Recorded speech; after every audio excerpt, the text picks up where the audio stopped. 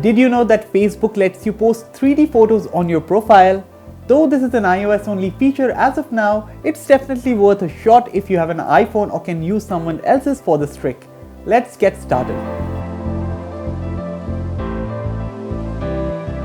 First up, open the Facebook app and visit the Facebook 360 page and like it. Once done, close the app and relaunch it. If you already have photos clicked in portrait mode on your phone, then that's well and good. If not, then click a couple of photos using the portrait mode where the subject is in focus and the background is defocused. Now open Facebook and tap on what's on your mind. Tap on the 3D photo option and on the next screen, select your photo that you'd want to post.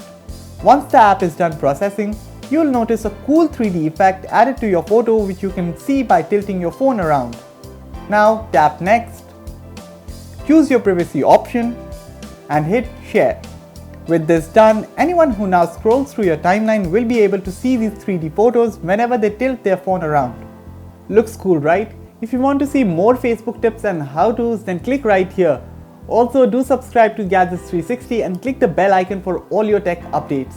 Thanks for watching, and for all things tech, log on to gadgets360.com.